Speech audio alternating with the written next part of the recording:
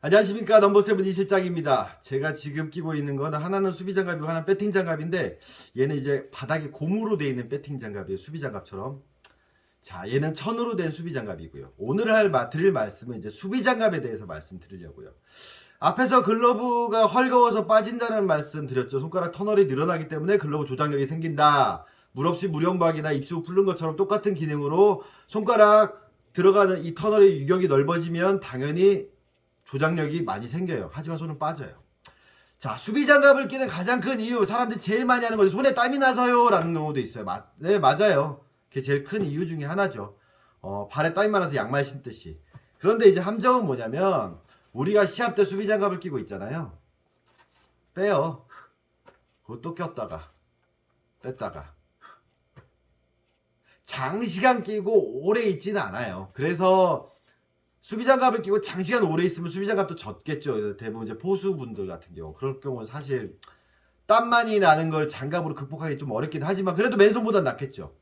그리고 또 한 가지, 아까 말씀드린 터널이 헐거워지니까 양말같이 등산 양말 같은 걸 신어서 신발이 좀 큰 거를 좀 타이트하게 맞추는 그런 효과도 있다라는 거죠.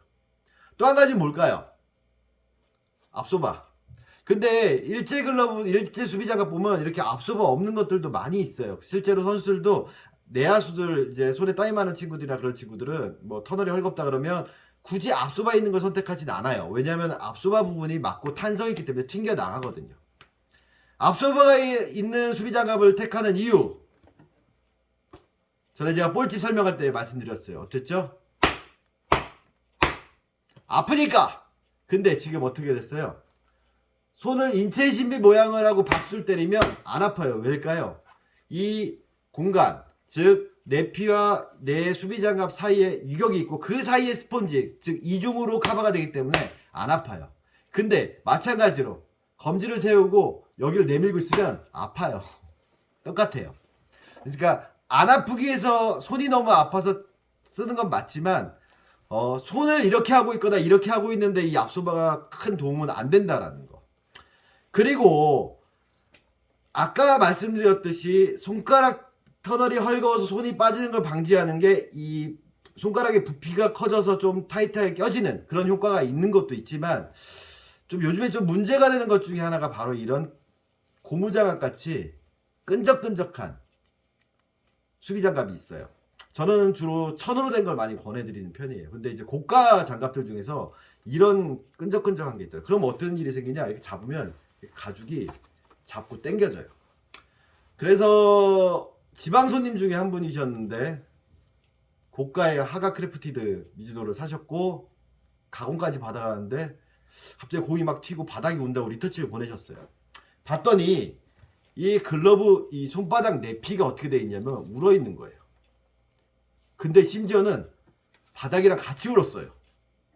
즉 극단적으로 말씀드리면 끈적한 수비장갑을 꼈을 때 제일 많이 보이는 현상이 이렇게 된다는 거예요. 즉 내피는 우는데 포구면 가죽은 평평한 경우. 제일 심각한 거는 이렇게 가죽이 두 겹 있으면 내피랑 포구면 가죽이 같이 울어 있어요. 이런 경우는 보정도 안 돼요. 왜? 가죽이 같이 울었잖아요. 근데 이렇게 만든 게 뭐예요? 다 수비장갑이었던 거예요. 끈끈한 수비장갑을 선택하는 이유가 뭐냐? 특히 일본 학생들 같은 경우에는 글러브 사용하는 기간이 되게 길어요. 그러다 보니까 손가락이 많이 헐거워요. 그리고 애들은 손은 또 작고요. 하가 크래프티드 모델이 끈끈한 장갑을 껴서 문제가 생겼던 이유는 그 모델 자체가 손가락 피팅이 되게 타이트한 글러브였어요. 그래서 이렇게 좀 끈적끈적한 고무장갑이 드는 느낌이 나는 이 수비장갑을 선택할 때는 손가락보다 좀 터널이 큰 글러브를, 만약에 손이 좀 그렇게 두껍지 않은데 미제 글러브를 산다라든가 아니면 오더 글러브를 샀는데 이 손가락 터널이 좀 많이 논다라든가, 그럴 때는 손가락 두께를 굵게 만드는 수비장갑의 역할보다 한 단계 더 조금 끈끈함으로써 좀 더 글러브가 손에서 좀 안 빠지는 그런 효과를 볼 수가 있는데, 끈끈한 장갑을 꼈는데 너무 타이트하다라고 하면 100% 안에 내피가 이렇게 주름이 많이 가서 울어요. 그래서 본인 글러브 내피가 많이 울어있다라든가 자글거린다라는 건 손 모양을 쥐어짠 것도 있지만 그 수비장갑이 가죽을 이렇게 이런 식으로 쥐어짜고 있는 건 아닌지 한번 꼭 체크해 보시기 바랍니다. 자, 수비장갑을 왜 선택하는지 아시겠죠? 근데 선택에 쓰냐 안 쓰냐는 본인의 선택이에요. 필요하면 쓰면 되시고요. 저 같은 경우는 불편해서 안 쓰는 편인데, 그래서 좀 손에 땀이 많은데 좀 글로벌 빨리 샀기는 하는데, 뭐 일장일단이 있으니까 어떤 선택을 하는 건 본인의 그 선택이지만, 단지 손이 아파서 내 손을 이렇게 하고 있으면서 그건 아니고요. 다음에 끈적끈적한 걸로 해서 막 꽉꽉 쥐어짜기 좋아서 이런 경우에는 수비장갑을 좀 안 쓰시는 걸 추천합니다. 그래서 그때 하하크래프티드 리터치 받고 내려보내면서 제가 전화 드리면서 말씀드렸어요.